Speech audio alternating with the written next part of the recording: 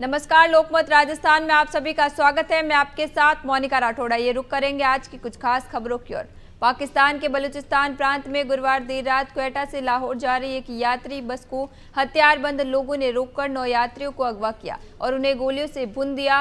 ये घटना नॉर्थ बलूचिस्तान के सरधका इलाके में जॉब के पास हुई, जो लंबे समय से चरमपंथियों की गतिविधियों का केंद्र रहा है। हमलावरों ने बस से यात्रियों को उतारा, पहचान की और फिर 9 लोगों को गोली मार दी। ये सभी शव बरखान जिले के देखनी अस्पताल में भेजे गए हैं। हत्या का तरीका बताता है कि हमलावर पहले से योजना बनाकर आए थे और टारगेटेड किलिंग कर रहे थे। भारतीय एस्ट्रोनॉट शुभांशु शुक्ला 14 जुलाई को धरती पर लौटेंगे। अमेरिकी स्पेस एजेंसी एनएसए ने गुरुवार को इसकी जानकारी दी। एक्सियम 4 मिशन के तहत शुभांशु सहित 4 क्रू सदस्य इंटरनेशनल स्पेस स्टेशन पहुंचे थे।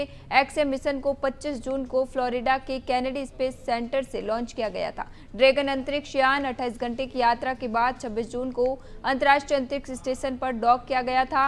हालांकि ये मिशन 14 दिनों का था। अब एस्ट्रोनॉट की वापसी 4 दिन देरी से होगी। इससे पहले 6 जुलाई को शुभांशु के आईएसएस स्टेशन से कुछ तस्वीरें सामने आई थी, जिसमें शुभांशु कपोला मॉड्यूल के विंडो से पृथ्वी देखते नजर आ रहे थे। संघ प्रमुख मोहन भागवत ने कहा कि 75 की उम्र होने के बाद दूसरों को भी अवसर देना चाहिए। जब आपको 75 साल पूरे होने पर सॉल ओढ़ाई जाती है तो इसका मतलब होता है कि हमारी उम्र हो चुकी है, अब थोड़ा किनारा हो जाना चाहिए। भागवत ने ये बातें 9 जुलाई को राम जन्मभूमि आंदोलन के प्रेरक दिवंगत मोरोपंत पिगले पर लिखी पुस्तक के विमोचन कार्यक्रम में कही। हालांकि भागवत ने अपने बयान में पीएम मोदी का नाम नहीं लिया, लेकिन विपक्ष से प्रधानमंत्री से जोड़ रहे हैं। मोदी और भागवत इस साल सितंबर में 75 साल के हो जाएंगे। शिवसेना यूबीटी नेता संजय राउत ने कहा, पीएम मोदी ने आडवाणी, मुरली मनोहर, जसवंत सिंह जैसे बड़े नेताओं को जबरन रिटायरमेंट दिला दिया था। अब देखते हैं क्या मोदी इसका खुद पालन करेंगे या नहीं।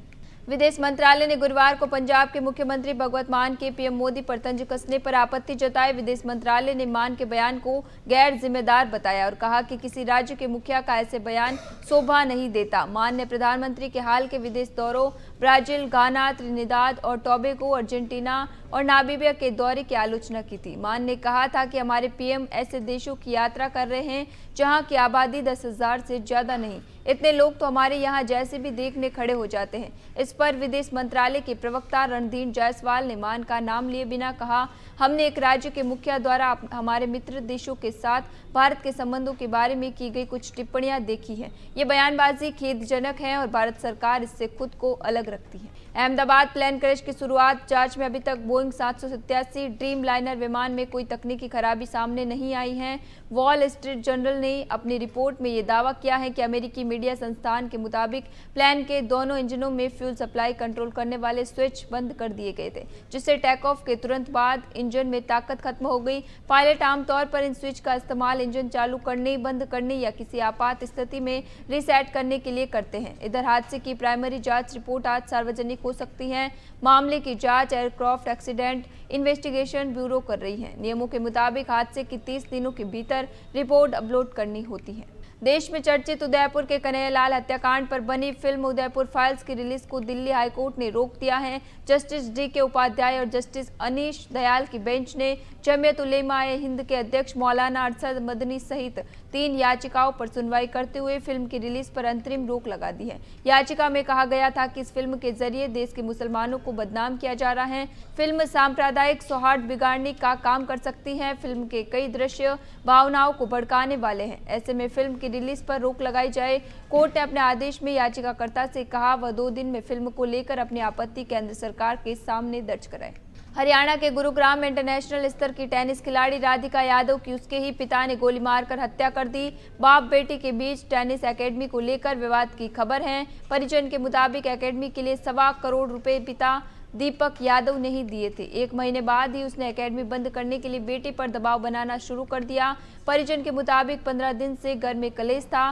बाप बेटी में रोजाना झगड़ा हो रहा था। पुलिस की शुरुआती जांच में सामने आया है कि राधिका टेनिस एकेडमी चलाती थी, जिससे अच्छी कमाई हो रही थी। उसके पिता को लोग ताने मारते थे कि बेटी की कमाई खा रहा है। आरोपी पिता ने उसे टेनिस एकेडमी बंद करने को कहा, मगर राधिका नहीं मानी और दोनों के बीच बहस हो गई, जिसके बाद आरोपी ने गुस्से में आकर उसे गोलियां मार दी। मामला गुरुग्राम के सेक्टर 57 स्थित सुशांत लोक फेस्ट 2 में सामने आया।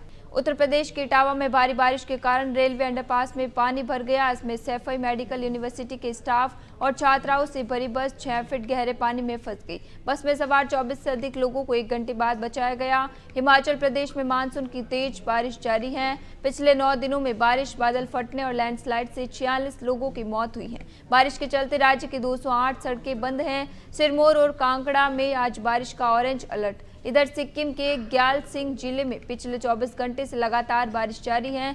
इससे सुदूर यक्सोम कस्बे में लकड़ी के 2 पुल टूट गए हैं। कई इलाकों से संपर्क टूट गया है। मौसम विभाग के अनुसार आज मध्य प्रदेश और राजस्थान के पूर्व इलाके में तेज बारिश होगी। फिलहाल के लिए इतना ही, फिर लौटेंगे एक नए सच के साथ। तब तक के लिए दीजिए इजाजत। नमस्कार।